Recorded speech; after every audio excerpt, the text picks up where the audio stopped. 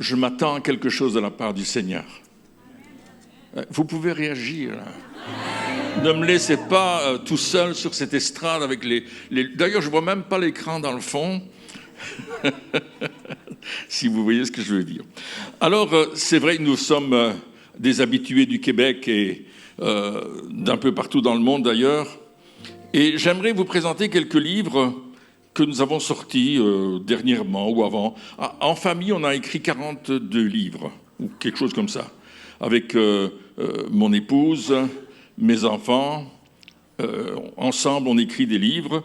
Et là, j'ai écrit un livre sur plaider le sang de Jésus-Christ.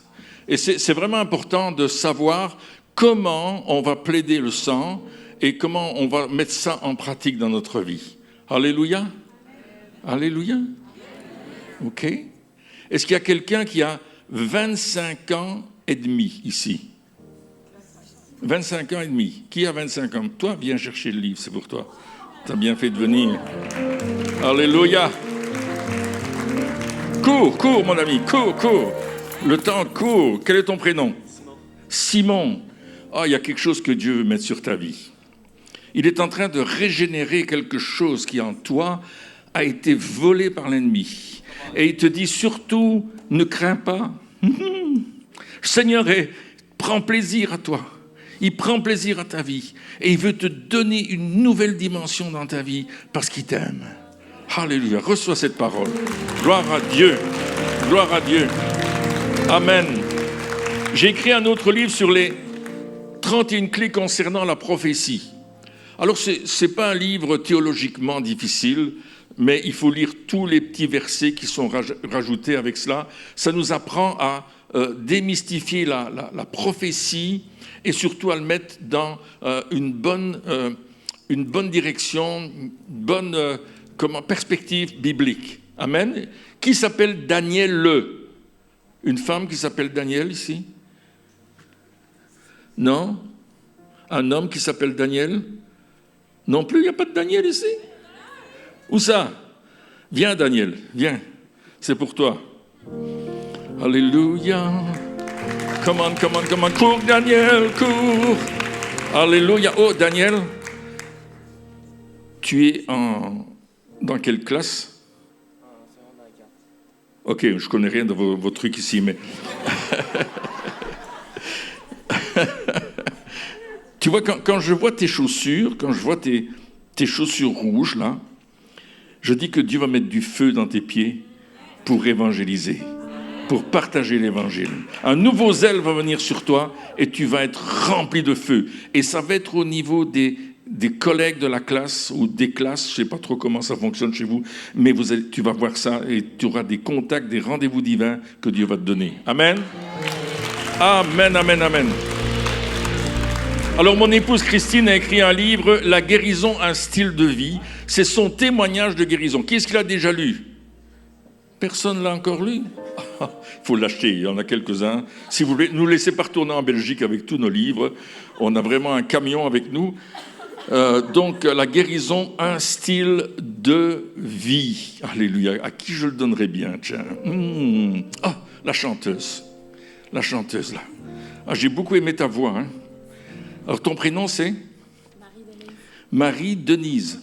Oh, ça, c'est un beau prénom. Avec un trait d'union entre les deux? Oh, c'est formidable. Dieu veut... Oh, oui, je vois ça. Il veut mettre... Je vois une nouvelle... enlighting, comment on dit en français? Un éclairage. Un nouvel éclairage dans ta vie. Une nouvelle compréhension de la louange. Tu vas rentrer dans cette nouvelle compréhension où Dieu va te transporter dans des endroits que tu n'as jamais réfléchi à y aller, dans les endroits célestes, où tu vas découvrir l'onction puissante de Dieu dans ta vie. Amen. Gloire à Dieu. Wow. Glory to God. Gloire à Dieu. Pardonnez-moi, j'essaie de parler français. Le texte, il y a quelques nuits, je priais pour cette rencontre. Jérémie m'avait dit, c'est la soirée du Saint-Esprit. Je me suis dit, qu'est-ce que c'est que ce truc, soirée du Saint-Esprit? Il est là tout le temps, lui. Mais particulièrement ce soir. Et j'étais en train de prier. Vous savez, quand on est en décalage horaire, on ne dort pas beaucoup la nuit. Et puis le Seigneur m'a donné ce texte de 1 Corinthiens 11, je crois que c'est 23. « Car j'ai reçu du Seigneur ce que je vous ai enseigné, c'est que le Seigneur Jésus, dans la nuit, il fut livré, prit du pain, etc. » Vous connaissez le passage, on le lit souvent lors du repas du Seigneur, de la Sainte Seine, je ne sais pas comment vous l'appelez ici, l'Eucharistie, peu importe.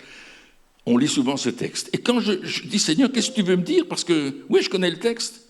Mais le Seigneur, il dit, car j'ai reçu du Seigneur. Et recevoir du Seigneur, c'est recevoir une perception de l'Esprit. Le Saint-Esprit a révélé à Paul quelque chose et il dit qu'il l'a confié, il l'a mis dans les mains, dans nos mains. Il y a quelque chose que Dieu veut nous donner ce soir et qu'il veut poser dans nos mains. Quelque chose que Dieu veut déposer dans tes mains. Mets tes mains comme ça. Et dis, Seigneur, je veux prendre ce que tu veux déposer dans mes mains. Dis-le, Seigneur, je veux prendre ce que tu veux déposer dans mes mains ce soir. Waouh, il veut les mettre dans tes mains. Et il le fait maintenant. Il met quelque chose dans ta main. Il met quelque chose dans tes mains. Parce que les mains, elles servent à la bénédiction.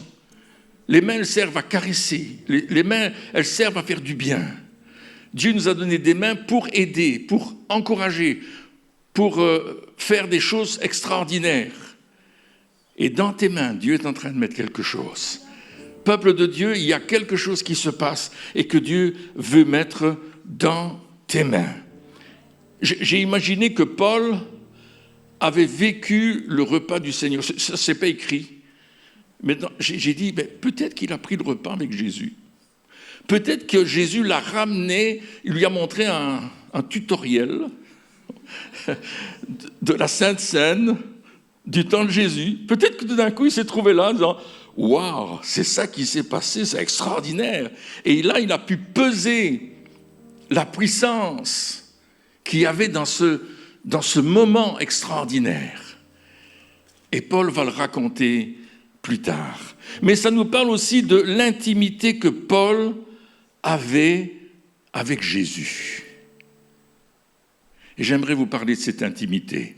Non pas de l'intimité de Paul, mais de l'intimité que Dieu veut avec vous. Moi, je suis né en 1950, le 24 septembre. Souvenez-vous, c'est mon anniversaire. Vous pouvez m'envoyer une carte si vous voulez. Et quand je suis né 1 mois plus tard que la normale. Je suis né à 10 mois.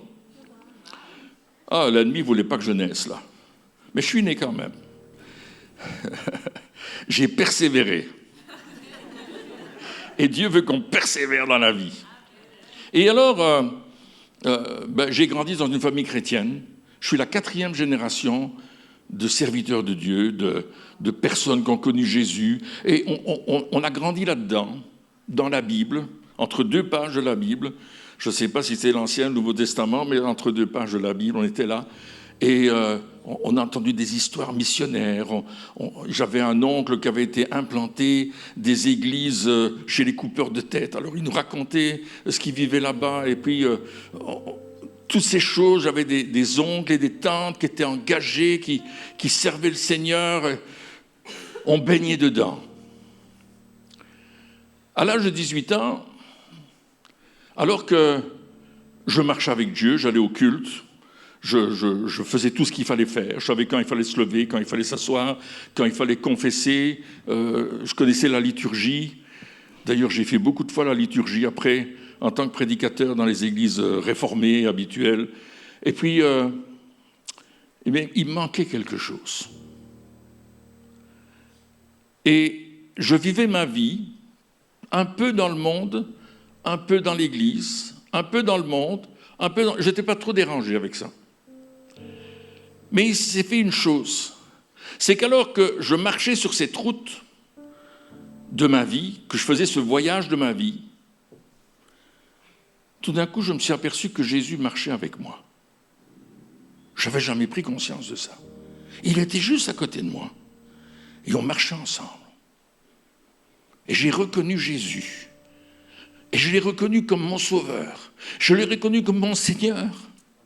Oh, que c'était formidable. Et c'est toujours formidable. Et il a changé ma vie. Ah, il fallait que je le dise. Vous savez, dans la Bible, il y a les compagnons d'Emmaüs qui sont sur le chemin, et puis ils sont attristés, ça ne va pas, etc. Et puis tout d'un coup, Jésus est avec eux, et ils reconnaissent Jésus. Et il y a une action qui se fait, ils courent jusqu'à Jérusalem, parce qu'ils veulent dire, Jésus est vraiment ressuscité, on l'a vu. Et ça, c'est nous. On doit se lever et courir autour de nous pour dire, Jésus est vraiment ressuscité, on l'a rencontré. Alléluia. Quelque chose de spécial s'est passé. Ma vie a été transformée. J'ai relu la Bible que j'avais lue et relue, et je me suis rendu compte que j'étais en train de découvrir des choses extraordinaires. La parole me sautait au visage. Je lisais la Bible 2 heures, 3 heures par jour. Je priais sur mes genoux. Après, j'ai trouvé un travail, j'ai fait mes études, j'ai trouvé un travail. Avant d'aller travailler le matin à 5 heures, je me mettais à genoux et je priais Dieu, je lisais ma Bible à genoux. J'habitais chez mes parents, j'habitais jusqu'à mon mariage chez mes parents. Et puis là, je priais. Et Dieu me parlait. Est-ce que Dieu vous parle encore aujourd'hui? Est-ce que Dieu vous parle encore? Est-ce que vous l'entendez encore vous parler? Alors j'ai fait ma route, j'ai rencontré Christine, on a fait notre route ensemble, on a eu des enfants, 4 enfants. Dieu m'a donné un rêve un jour, il m'a dit, tu auras 4 enfants, 2 garçons, 2 filles. On a eu 4 enfants, 2 garçons, 2 filles. Et tous les 4 sont au service du Seigneur aujourd'hui. Alors on a marché avec Dieu, on a fait des tas de choses. On était dans tous les coups, opérations, mobilisation, jeunesse en mission, teen challenge, les conférences, missionnaires. Vous ne pouvez pas vous imaginer. Tout plein de trucs, on était partout. On voulait servir le royaume. Et on a marché. Et à un certain moment, je me suis rendu compte que je ne servais plus le royaume. Je servais mon royaume. Oh, là, il a fallu que quelque chose se passe. C'était une révélation. C'était quelque chose que je devais mettre en ordre. Notre engagement était total, certes. Dieu appréciait ce que nous faisions, mais il y a cette parole du prophète Agé au chapitre 1er, au verset 6, qui dit « Vous semez beaucoup et vous recueillez peu. Vous mangez et vous n'êtes pas rassasiés. Vous buvez, vous n'êtes pas désaltérés. Vous êtes vêtus et vous n'avez pas chaud. Le salaire de celui qui est à gage tombe dans un sac percé. Ainsi parle l'Éternel des armées. Considérez attentivement vos voies. » Et Dieu m'a parlé. J'avais franchi la ligne. Il y avait quelque chose qui ne marchait plus. Vous savez, aujourd'hui, on a des voitures informatisées. Si vous passez la ligne blanche, ça sonne. Vous avez ce genre de voiture ici au Québec? Vous êtes évolué, hein? Chez nous aussi on a ça. Et moi, le Seigneur avait fait sonner plusieurs fois le buzzer de ma voiture spirituelle. Et ça avait sonné, tu dépasses la ligne. Et je me souviens, je revenais de la Suisse dans ma petite voiture, j'avais une petite voiture, et je me suis endormi au volant. Il y en a qui se sont endormis au volant ici? Oh oui, hein. Et tout d'un coup, j'étais sur le bas-côté et j'étais secoué dans tous les sens et je me suis rendu compte, je me suis réveillé et je me suis rendu compte que j'étais en train d'aller dans le fossé. Alors j'ai donné un coup de volant, j'ai freiné sec. Heureusement, c'était très tôt le matin, il était 5-6 heures du matin, j'étais sur la route, j'avais encore 600 km à faire et je m'étais endormi. Dans notre vie spirituelle, il nous arrive de nous endormir. Et Dieu veut qu'on se réveille. C'est intéressant, dans la Bible, il y a plusieurs passages, notamment dans l'Ancien Testament, où il dit « Dieu réveilla l'esprit de Cyrus. Dieu réveilla l'esprit de Zorobabel. Dieu réveilla l'esprit. » Et ce mot peut être traduit par « il lui ouvrit les yeux ». Tu ne peux pas marcher safety, tu ne peux pas marcher en sécurité si tu n'as pas les yeux ouverts. Si tu te réveilles et que tu gardes les yeux fermés, ça vous arrive, ça? Vous vous réveillez le matin, vous n'avez pas l'envie d'ouvrir vos yeux, vous avez l'envie de rester sous la couette. Oui? Au Québec, ça arrive, ça? dans notre vie spirituelle aussi. Et puis on veut ouvrir les yeux, puis c'est difficile, hein? La levée du corps est difficile. Et puis vous vous levez, puis vous commencez à marcher. T'as mieux à faire avec les yeux ouverts que s'ils sont fermés. Garde-les grands ouverts et commence à écouter Dieu. Dans le psaume 81, au verset 14 et 15, il dit « Aussi mon peuple m'écoutait. Si Israël marchait dans mes voies, en un instant, je confondrai leurs ennemis. Je tournerai ma main contre leurs adversaires. Ceux qui haïssent l'Éternel le flatteraient, et le bonheur d'Israël durerait toujours, et je le nourrirai, du meilleur froment, et je le rassasierai du miel du rocher. » Les actions dans ce texte, c'est 1. Entendre et écouter Dieu. La première chose que Dieu va dire, c'est « écoute Israël ». Shema Israël, écoute, écoute. Écoutez Dieu, l'entendre nous parler. Deuxièmement, marcher dans ses voies. L'effet est immédiat. Quand tu te tournes vers Dieu, tu te consacres à lui, tu consacres ta vie à l'Éternel. Selon le psaume 81, l'ennemi est confondu. Tes ennemis sont confondus parce que tu cherches Dieu et Dieu s'occupe de tes ennemis. La main de Dieu est contre tes adversaires. Ce n'est pas toi qui vas faire quelque chose, c'est Dieu qui va le faire. Troisièmement, les ennemis de l'Éternel se soumettent à lui. Le bénéfice, un bonheur éternel, une nourriture abondante de la parole de Dieu, le pain spirituel qui est descendu du ciel. Troisièmement, on est rassasié de miel qui sort du rocher, c'est-à-dire la révélation, comme du miel dégoulinant des falaises et qui vient dans notre vie. La parole de Dieu devient bonne et agréable.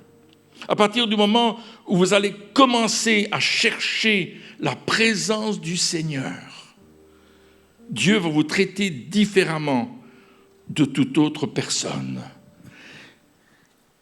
Vous allez devenir son favori. Car Dieu va mettre sur vous sa faveur divine. Nous voulons tous la faveur divine, mais nous devons chercher l'Éternel. Alléluia.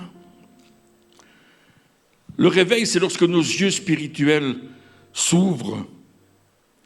Et alors, quand ils s'ouvrent, tout d'un coup, on commence à avoir faim et soif de sainteté.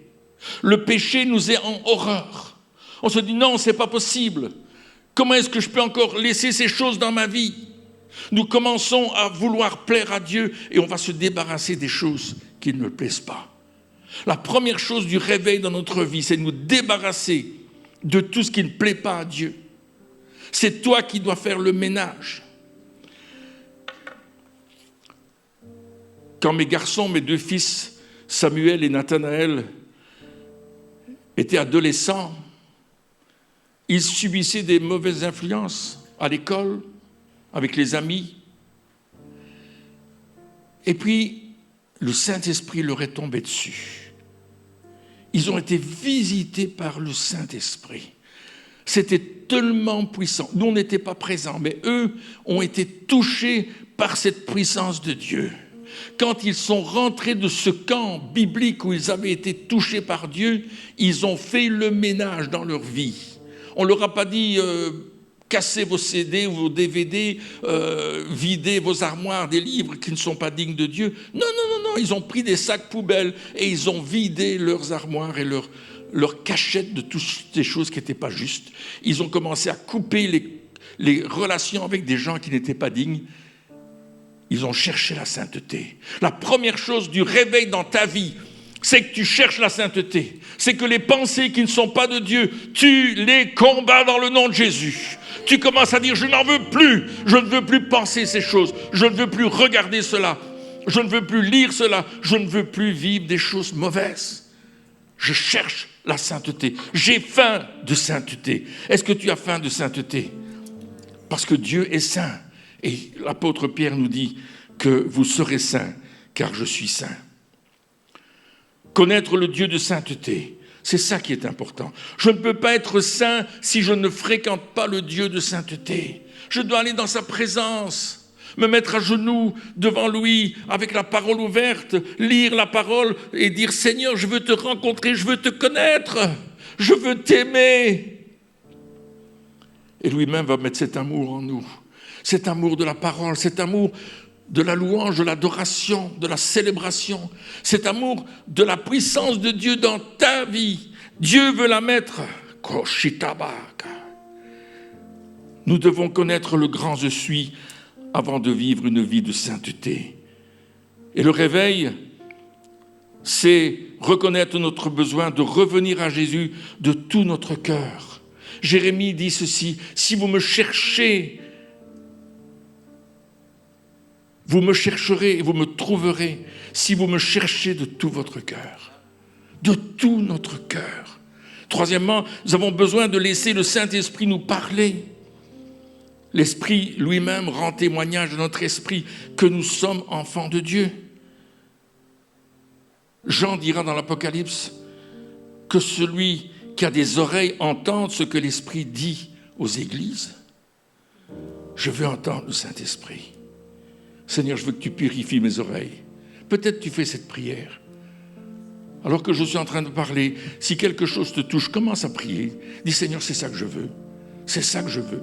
Je sais que c'est le message que Dieu m'a donné pour vous ce soir. Notre besoin de reconnaître la voix de Dieu. Jean chapitre 10, verset 27 nous dit « Mes brebis entendent ma voix, je les connais et elles me suivent. » Oh Seigneur, est-ce que j'entends ta voix?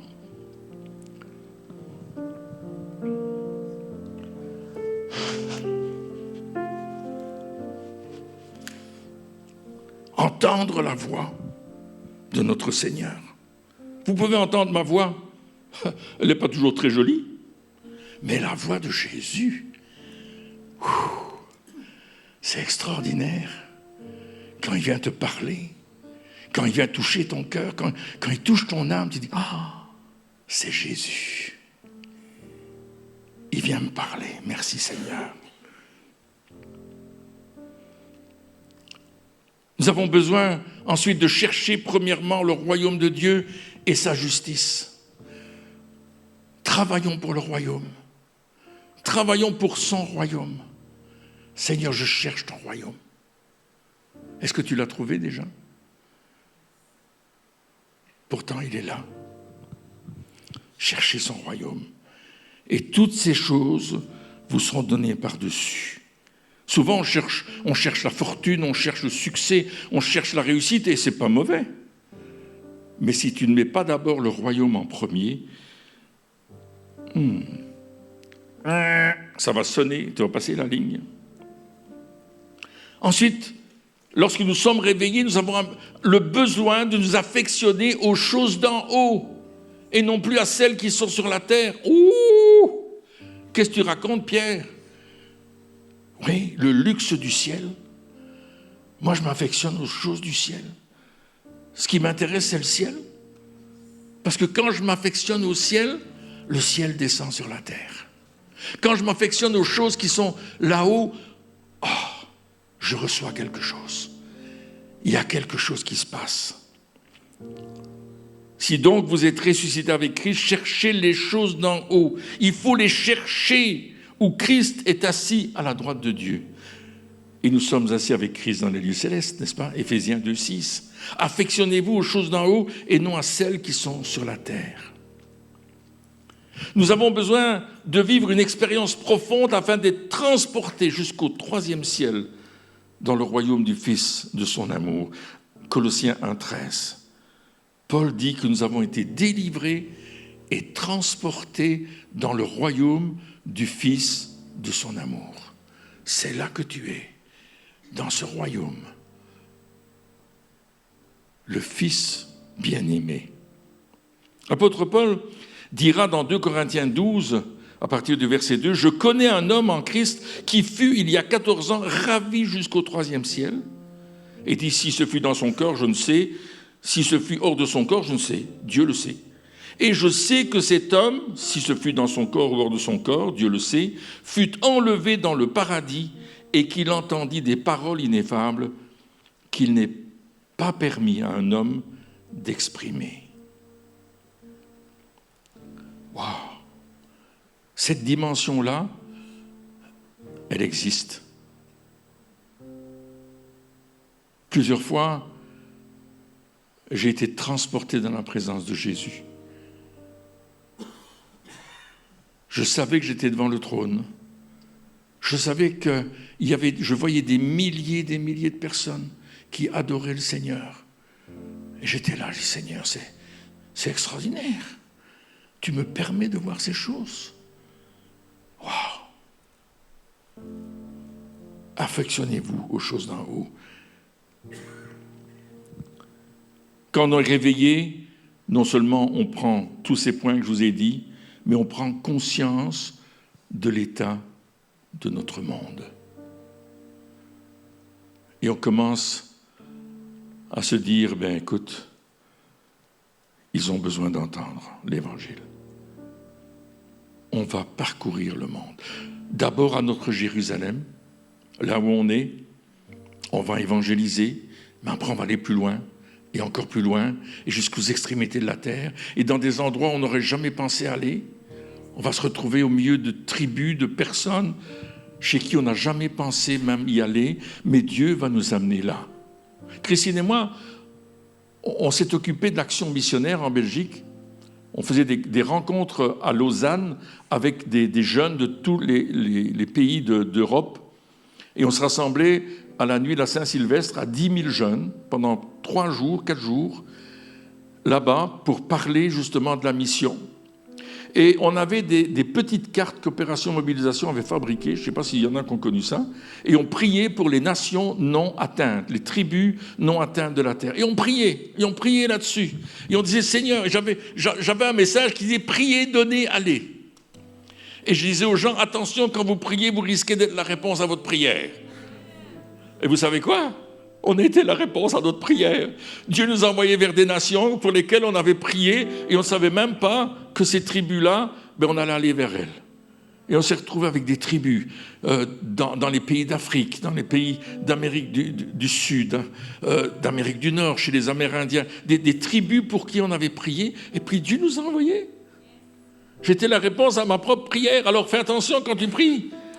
Attends-toi être la réponse à ta prière. Alléluia. Merci pour la main à ma gauche et à ma droite. Allez-y.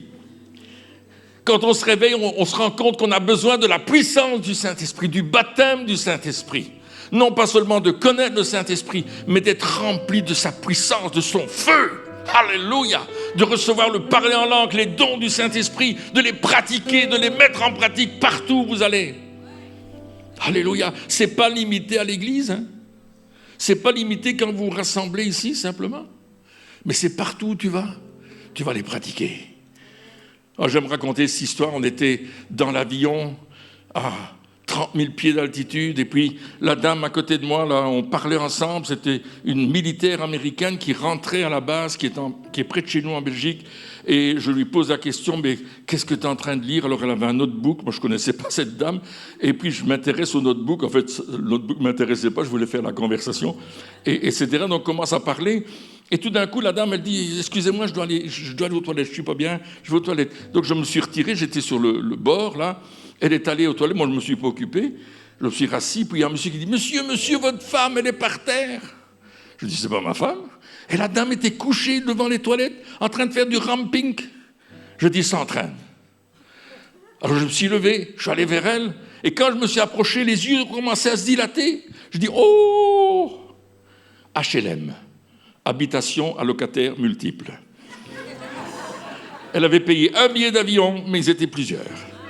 Alors je me suis agenouillé, je lui ai posé les mains dans le nom de Jésus, et je l'ai délivré au nom de Jésus. Alléluia. Les dons du Saint-Esprit, c'est pour partout dans le monde, partout où tu vas. Oh, je ne suis pas resté longtemps près d'elle. Le steward est arrivé et dit, monsieur, vous n'avez pas rien à faire là. Il m'a envoyé à ma place. Et la dame, le médecin est arrivé, un médecin dans l'avion est arrivé, il a examiné, il dit, mais elle n'a rien, cette femme. Elle n'avait plus rien. Alléluia. Jésus a fait le travail. Alléluia. Et puis il est venu s'asseoir près de moi, il me dit, monsieur, merci pour ce que vous avez fait. Il dit, c'est extraordinaire. Je me sens tellement bien maintenant. Alléluia. Quand tu es réveillé, tu as besoin de cultiver les dons du Saint-Esprit en toi. Tu as besoin que l'Esprit de Dieu soit en toi, que tu sois partenaire avec lui, que tu collabores avec lui et que lui avec toi. Un partenariat, quelque chose d'extraordinaire. Dieu va te donner des paroles pour quelqu'un ainsi. Tu ne connais même pas la personne et puis d'un coup tu dis, ah, écoutez, je reçois quelque chose pour vous là. Ça nous arrive dans les grandes surfaces, dans les galeries marchandes, de rencontrer des gens. D'un coup, le Seigneur me parle pour la personne. Je dis, oh, bonjour, comment allez-vous? La personne ne me connaît pas. Je dis, est-ce que vous avez un tel problème dans votre vie? Il me dit, ben oui, comment vous savez? Oh, je ne sais pas, mais Dieu le sait. Je peux prier pour vous au nom de Jésus? Ah, il dit, oui. Les gens ne disent pas souvent non. Hein. J'ai rarement reçu un non. Bon, j'ai parfois reçu des coups. Hein. Oui, il y a des gens qui vous frappent quand même. Mais ce n'est pas tout le temps le cas. Au contraire. Donc n'ayez pas peur, allez-y, foncez. Bon, moi je suis bien bâti, donc il n'y a pas trop de problème, mais Jésus est puissant. Le réveil, et je rejoins ce que le frère disait tout à l'heure, c'est d'être transformé de gloire en gloire à son image. Tu vas refléter la gloire de Dieu. Tu vas briller de la gloire de Dieu. Paul dit ceci dans 2 Corinthiens 3, 17-18. « Or, le Seigneur, c'est l'Esprit. Et là où est l'Esprit du Seigneur, là est la liberté. » Alors, quand j'avais étudié ce texte, je me suis dit, la liberté. On est libéré de nos péchés, c'est vrai, mais on est libéré de nos limitations, de nos limites. Là où est l'Esprit du Seigneur, il n'y a plus de limites. Nous avons un Dieu sans limite. Waouh, un Dieu sans limite. Alors s'il est sans limite, waouh, je ne comprends pas ce que ça veut dire, mais je sais qu'il est sans limite.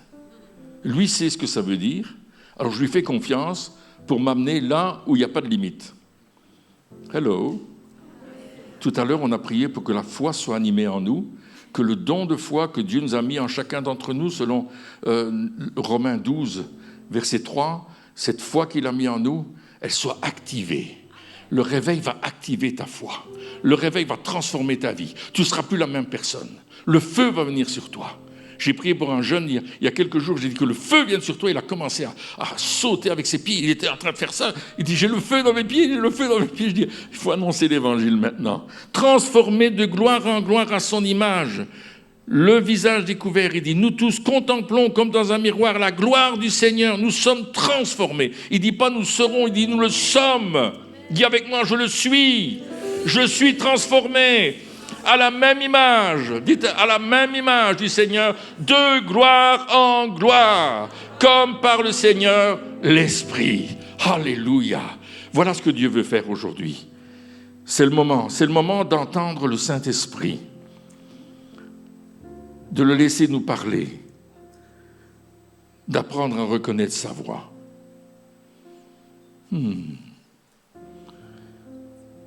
De faire taire toutes les voix extérieures qui nous perturbent, qui nous polluent et nous empêchent de l'entendre et de l'écouter. Nous devons chercher à trouver sa présence et surtout y demeurer. Si tu aimes la présence du Seigneur, il y a quelque chose qui va se passer. Parce que faire cela, ce n'est pas quelque chose de ponctuel, tu le fais une fois ce soir, tu vas le faire une fois ce soir. C'est un voyage, c'est constant. Tu vas aller de gloire en gloire. Tu vas comprendre de plus en plus. Et Dieu va t'équiper. Il va te faire avoir des rendez-vous divins avec des hommes, des femmes que tu n'as jamais rencontrés, tu ne connais même pas, mais tu vas commencer à leur parler. Nous étions à l'entrée de l'avion, on allait monter dans l'avion, Christine et moi, et l'hôtesse de l'air est juste à l'entrée. Et je lui dis, on était bloqués là, on attendait pour monter dans l'avion. Et j'ai à l'hôtesse de l'air, je suis avec mon épouse. Il dit, on a autant d'années de mariage. Elle me regarde, waouh, c'est bien. Et il dit, mais j'ai un secret. Elle me dit, quel est votre secret? Je lui dis, je vous le dirai tout à l'heure dans l'avion. L'avion a décollé, on a eu notre repas, etc., etc. Et tout d'un coup, à côté de moi, qui était là? L'hôtesse de l'air. Elle me dit, quel est votre secret? Alors je me suis levé. Je dis, nous avons un mariage à 3. Oh, elle a dit, elle était smart, elle était intelligente. Elle dit, vous avez un fils? Je dis, ah oui, bien sûr, mais c'est pas ça, un mariage à 3. Elle me dit, mais qu'est-ce que c'est, monsieur? Il dit, Dieu est au milieu de notre mariage. Oh, et là, elle avait soif. Donc je lui ai prêché l'évangile. Et je l'ai prêché suffisamment fort pour que tout le monde l'entende. Et la femme elle buvait mes paroles. Je voyais qu'elle était, c'est une grande madame comme ça. Et puis je ne l'ai plus vue, elle est partie là, et je ne l'ai plus vue. Mais elle avait été touchée par l'évangile. Laissez le don du Saint-Esprit vivre en vous. Laissez-le vous parler. Parfois, il vous donnera une intuition. Ça semblera peut-être fou. Comme parler à cette femme, ça semblait fou. Lui dire, on est mariés, là on a été mariés depuis 30 ans, 35 ans je pense. Je lui dis, on a 45 ans, 45 ans de mariage aujourd'hui. Pas aujourd'hui, mais cette année-ci. C'est au mois de juillet, je vous dis le 22 juillet. Vous en souviendrez. Et tout d'un coup, j'avais cette intuition et j'ai obéi à la voix de l'Esprit. Je ne sais pas ce qui s'est passé avec cette femme, je ne l'ai pas revue, mais je suis persuadé que sa vie a été touchée, impactée. Vous allez impacter le Seigneur. Qui veut apprendre à entendre sa voix? Qui veut apprendre à entendre sa voix? Plus encore, plus encore. Moi, je dois vous dire, j'entends la voix de Dieu, mais parfois je dois venir vers le Seigneur et dire, Seigneur, je veux entendre plus. Je veux mieux t'entendre. Il y a encore des perturbations sur la ligne, du grésillement. Quand vous passez dans un tunnel, là, vous avez déjà vu ça avec votre téléphone? On veut entendre. Les personnes qui veulent entendre, mettez-vous debout. Et les autres, c'est pas grave si vous ne mettez pas debout, vous entendez déjà la voix de Dieu, certainement. Mais moi, je suis debout aussi. Je vais juste prier un instant pour vous. Mais ça vous appartient de chercher Dieu pour entendre sa voix. Père,